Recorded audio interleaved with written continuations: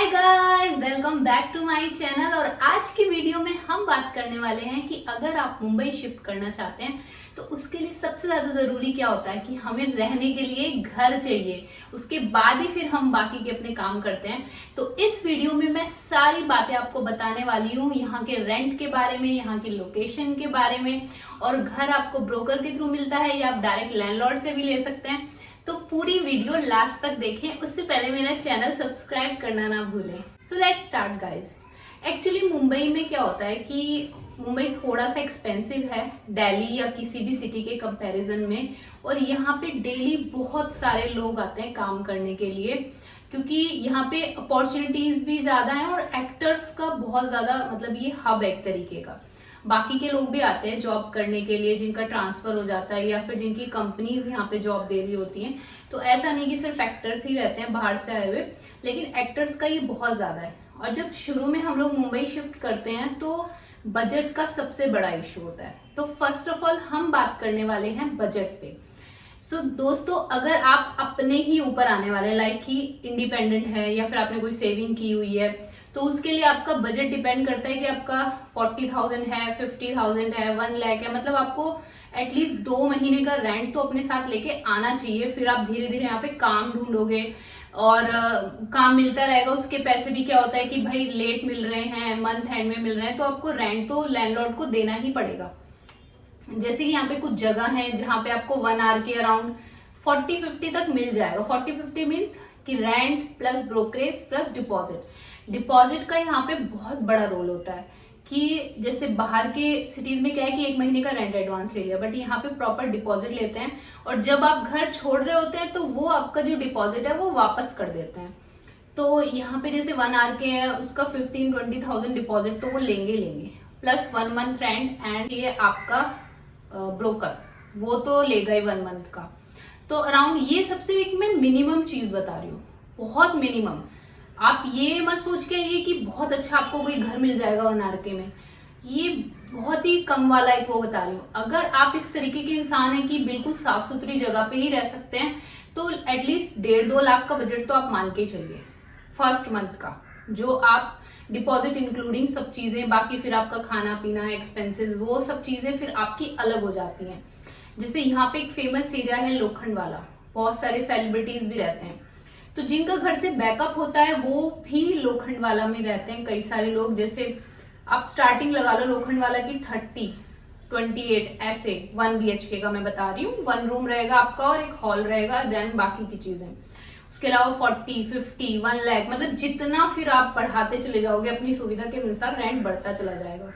तो actors mainly अंधेरी waste में रहते हैं, ऐसा नहीं है जिनका शूट नएगांव वगैरह वो मीरा रोड भी रहता है, लेकिन मेनली बता रही हूँ मैं जिनको है कि डेली अपना मीटिंग्स करनी है या फिर और भी काम है, यहाँ से सारी चीजें नियर बाय पड़ती हैं। तो वो एक अलग हो गया कि आपको इतना बजट लेके आना है। अगर आप नॉर्मल में रहना चाहते हैं तो बजट आपका 30-40-50 तक हो जाएगा, but I don't think so जो दिल्ली वगैरह से लोग आते हैं वो रह पाते हैं ऐसी जगह पे। और बट मैं तो रही हूँ, बिकॉज जब मैं यहाँ आई थी, file talk about my self, मतलब मैंने जब वो एरिया देखा सो आई वॉज लाइक शॉक्ड कि मैं यहाँ पे कैसे रहने वाली हूँ। अब पाइप से खींच के पानी भर रहे हो, बाथरूम इतना है कि बस नहा लोगे तो भाई फिर हाथ वाथ फैलाने की भी जगह नहीं है। सो ऐसी चीजें बहुत लोग एडजस्ट करते हैं, अभी भी एडजस्ट कर रहे हैं जिनके साथ प्रॉब्लम्स हैं। बट होते हैं ना कुछ प्रिविलेज्ड चाइल्ड होते हैं जिनको घर वाले आराम से सपोर्ट करते हैं, उनके लिए मुश्किल है ऐसी जगह पे रहना। तो उनके लिए फिर ये लोखंड वाला हो गया, 4 बंगलो हो गया, ओशीवारा हो गया, ऐसी जगह पे वो लोग ज्यादा मतलब प्रिफर करते हैं चीजें लेना। एंड देन थर्ड चीज हम बात करेंगे कि क्या ब्रोकर इतना इंपॉर्टेंट है घर लेने के लिए। सो यस, ब्रोकर यहाँ पे इंपॉर्टेंट है। कई बार आपको लैंडलॉर्ड से डायरेक्ट मिल जाता है, लेकिन सबसे बड़ा कारण ये है ब्रोकर का लैंडलॉर्ड के पॉइंट ऑफ व्यू से भी कि जब हम बाहर से कहीं आके यहाँ पे ले रहे हैं तो लैंडलॉर्ड को नहीं पता कि what kind of person you are. ये भी आप क्रिमिनल हो सकते हो, कुछ भी हो सकते हो, मतलब मैं XYZ बात बोल रही हूँ। तो वो ब्रोकर का वहां पे मीडिएटर होना बहुत जरूरी हो जाता है। एंड जो रेंट पे लेने वाले हैं उनके लिए क्यों जरूरी होता है कि कल को लैंडलॉर्ड आपका डिपॉजिट नहीं दे रहे, कोई भी आपको प्रॉब्लम हो रही है, पानी की प्रॉब्लम हो रही है, तो आप सीधा ब्रोकर को फोन करोगे कि मुझे ये इशू फेस हो रहा है। तो इस तरीके से यहाँ पे चीजें हैं, बट अगर जैसे आप ढूंढोगे जाके, तो आप सिक्योरिटी गार्ड से पूछ सकते हो कि इस सोसाइटी में कोई घर खाली है क्या, तो उनको नॉलेज होती है इन सब चीजों की, वो मे बी आपको लैंडलॉर्ड का नंबर दे भी दें, और कुछ लैंडलॉर्ड थोड़े से होते हैं कि वो डायरेक्ट दे भी देते हैं। तो इस तरीके से आप डायरेक्ट भी ढूंढ सकते हैं। तो उससे क्या होगा, जो आपकी 1 महीने की ब्रोकरेज है, मतलब जितना रेंट होता है उतनी ब्रोकरेज होती है, वो आपकी बच जाएगी कहीं ना कहीं, तो वो आपका एक बेनिफिट हो जाएगा। तो मैंने कई बार ट्राई किया, बट मुझे ऐसे कभी मिला नहीं डायरेक्ट लैंडलॉर्ड के थ्रू, तो ब्रोकरेज देनी ही पड़ती है। So that's it for the today. ये सारी इंपॉर्टेंट चीजें थी। अगर आप कोई क्वेश्चन पूछना चाहते हो तो मुझे कमेंट बॉक्स में कमेंट कर सकते हैं। और मेनली क्या होता है मुंबई में कि आपको किसी का मतलब सपोर्ट होना बहुत जरूरी है initially, if you are coming to Mumbai. और अगर आप पहले से आपकी बहुत सारी सेविंग है देन इट्स ओके, क्योंकि कई बार काम नहीं होता है तो बहुत स्ट्रेस हो जाता है इंसान। और सिर्फ पेरेंट्स ही ऐसे होते हैं जो आपको पैसे देने के बाद भी आपको ऐसे ताना नहीं मारेंगे कि भाई क्या कर रहे हो क्या नहीं कर रहे हो, अदरवाइज आप सर्वाइव करना थोड़ा सा मुश्किल होता है। I am not demotivating you, but that is the truth.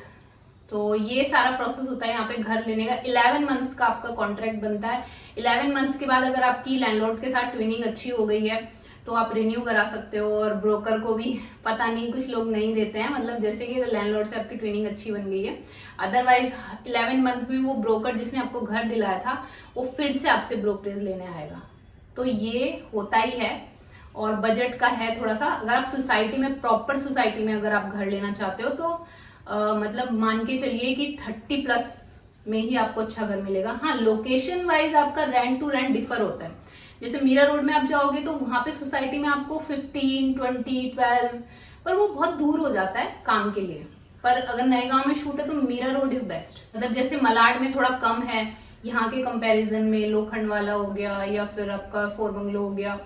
और उसके अलावा अगर आप नए गांव जाओगे, मतलब बिल्कुल एक तरीके से आप मान लीजिए मुंबई का आउटर हो गया वो, तो वहां पे आपको 5-5, 6-6 हजार में भी रूम मिल जाते हैं। लेकिन वही बात हो जाती है कि आप ट्रैवल में इतना ज्यादा थक जाते हो ना, बाकी चीजें नहीं कर पाते। तो जितनी सेविंग आप वहां कर रहे हो उससे ज्यादा मेंटली थक जा रहे हो। तो मुझे लगता है कि नियर बाय ही लेना सबसे बेस्ट ऑप्शन होता है। आज के लिए इतना ही। आप बताइए मेरी वीडियो कैसी लगी। अगर कोई और क्वेश्चन है तो आप कमेंट करिएगा, मैं दूसरी वीडियो बनाऊंगी। Bye bye, take care, love you guys. Mumbai में बारिश का मौसम चल रहा है और अच्छा भी है थोड़ा सा, कभी कभी पानी बढ़ जाता है तो गुस्सा भी आता है। Bye bye.